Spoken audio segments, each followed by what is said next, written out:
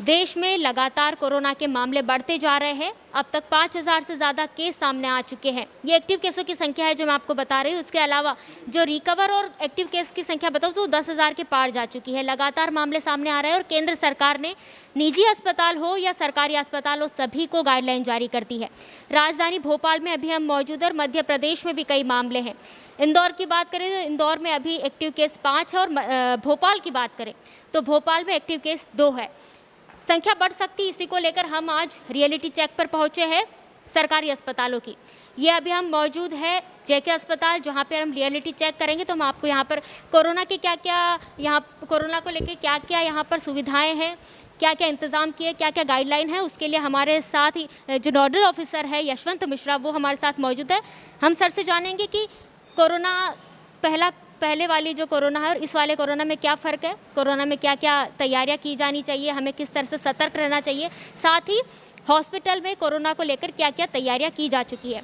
आपका नेशन में बहुत बहुत स्वागत है sir. Thank you very much. Sir, corona को लेकर लगातार मामले सामने आ रहे हैं। जी जी जी। और आप मुझे ये बताइए कि ये जो JN1 है, नया वेरिएंट सामने आया है, किस तरह से अलग है पहले से? ये पहले वाले जो वेरिएंट थे वो डायरेक्टली नेज़ल पैसेज को क्रॉस करने के बाद लंग्स में जाके इन्फेक्शन दे रहे थे, जिससे डेथ रेट काफ़ी थी। उसके बाद कोरोना वापस से मॉडिफाइड हुआ। फिर वो कुछ वेरिएंट आए जो ट्रैकिया में रुक रहे थे और उसके लंग्स को भी इन्वॉल्व कर रहे थे, जैसे कि आपने सेकेंड वेव में देखा।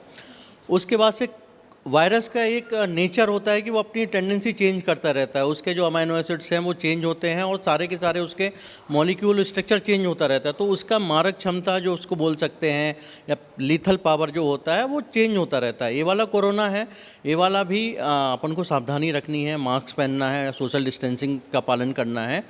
ये उतना घातक तो नहीं है, इसका उतना ज़्यादा भी खुल के नहीं आया है, लेकिन हम लोगों ने इसकी तैयारियां करना चालू कर दी हैं।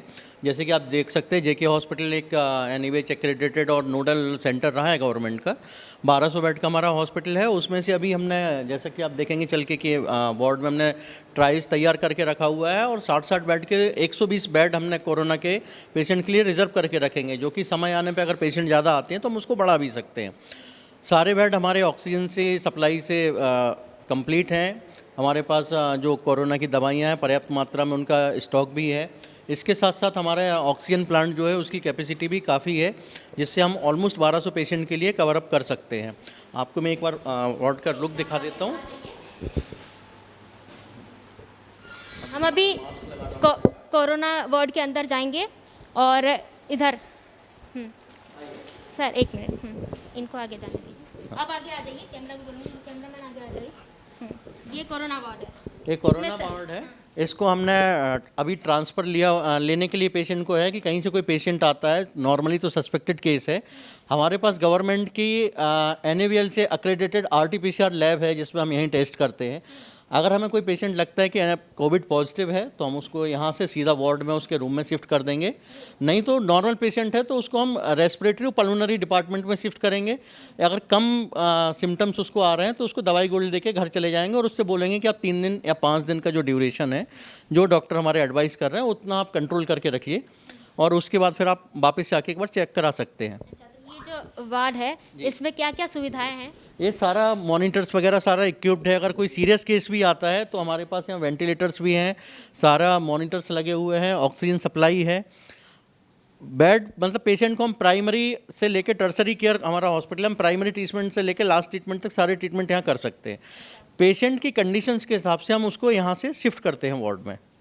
जी, लगातार कोरोना के केसेस बढ़ते जा रहे हैं, ऐसे में जो मरीज़ है या फिर जो आम जनता है उनको क्या क्या ध्यान रखना चाहिए, क्या क्या गाइडलाइंस है, क्या किस तरह से सतर्क रहना चाहिए? एक जो न्यू नॉर्मल जो चला हुआ था कि अपन को वापस से मास्क पहनना है, सोशल डिस्टेंसिंग रखना है, हाथ धोते रहना है। थोड़ा सा सर्दी जुकाम बुखार आ रहा है तो आपको प्रिकॉशंस लेना है।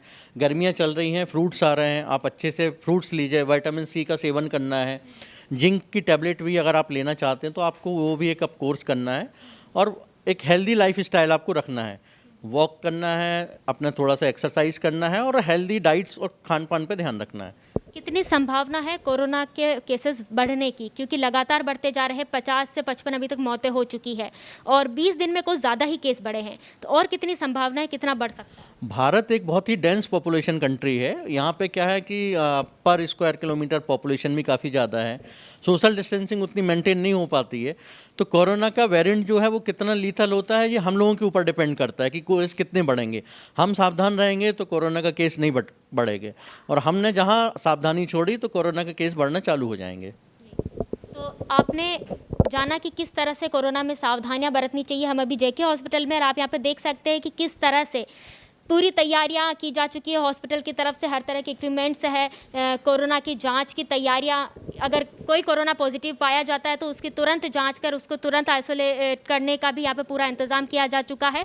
पूरी तरह से साफ सफाई के साथ हॉस्पिटल में व्यवस्थाएं हैं। जिस तरह से सरकार ने गाइडलाइंस दी है उसी हिसाब से यहाँ पर व्यवस्थाएं की गई है। तो नेशन मिरर भी आपसे अपील करता है, साथ ही डॉक्टर्स जो हमारे देश के डॉक्टर्स हैं वो सभी आपसे अपील कर रहे हैं कि आप कृपया करके सावधानी बरतें, क्योंकि कोरोना ऐसी बीमारी है जो एक के साथ दूसरे में फैलती है। इसलिए लगातार सतर्क रहे, सावधानी बरतें। अगर आपको खांसी जुकाम हो रहा है, थोड़ी सी भी बुखार है या थोड़ा सा भी आपको तकलीफ है तो डॉक्टर से ज़रूर जांच करवाएं। और अगर आप कोरोना पॉजिटिव पाए जाते हैं तो आप अपने खुद को आइसोलेट कर लें या फिर डॉक्टर को जांच करवा के हॉस्पिटल में आइसोलेट हो जाएं। मेरा नाम हिमानी है, कैमरे के पीछे मेरे साथी गौरव है। देखते रहिए नेशन मिरर।